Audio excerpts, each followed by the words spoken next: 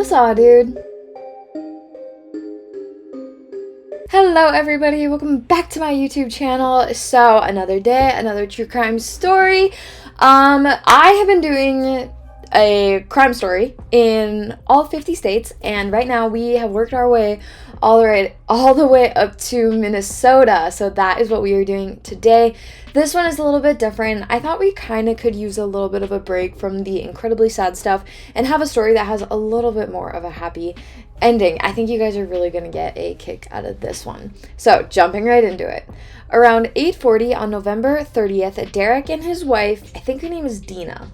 It looks like it could be Deanna, but I think it's Dina. They were unloading their family's car while parked next to a friend's house around the 800th block of Russell Avenue North. Derek had gotten out of the car briefly, and Dina was moving the last of their belongings inside when a man jumped out of a stolen taxi minivan and into Derek and Dina's car and drove off. They drove a pickup. Derek says, "I'm shutting the trunk. This guy jumps out of his taxi minivan, runs to my truck. I run to the door of my truck and I try and open it, and he just takes off. Derek jumped into the van that the thief had hopped out of and chased after him. I saw my truck heading down the road, and I noticed the van is still on the road and it's running and the door is wide open, and my first thought was, I'm jumping in this van and I'm going to get my kids," Derek said. The chase ended not long after it started near Penn and Plymouth Avenues, just like a few streets away, so it really didn't take that long. The suspect let a car pass him, and that's when Derek jumped at the opportunity. "We were heading down the wrong way of a one-way, and there was a vehicle coming towards us, so he pulled off behind parked vehicles to let that car by, and as soon as he turned sideways to get around the parked vehicle, I just rammed the back of my truck trying to pin him against a fence," Derek said.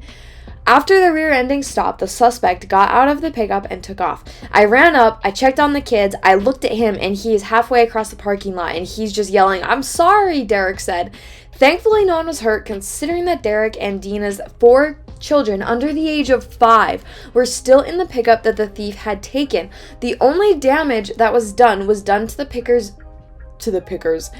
pickup's bumper, and it was like totally fixable, not a big deal. But honestly, like at the end of the day, I literally wouldn't care if I totaled my vehicle in order to save kids, like anyone's kids, you know what I mean? After Dina arrived on the scene, the police filled her in on what went down, and Dina asked the officer if they found the kids, and they said, "Your husband did." And she responded that she wasn't surprised at all, that it sounded very much like something that he would do, that Derek would just not even think twice. Dina calls her husband a hero. Derek says that he's not a hero and he's just a dad doing dad things, which I thought was the best response to something like that. Just a dad doing dad things. Like, how badass is that? That is so cool.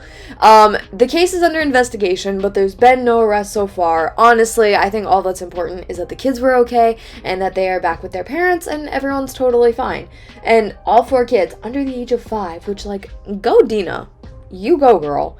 But, like, what a crazy story. But I really like this one just because it had such a happy ending. And I feel like sometimes we just need to take a break and honestly look at these crime stories that end in such a great manner.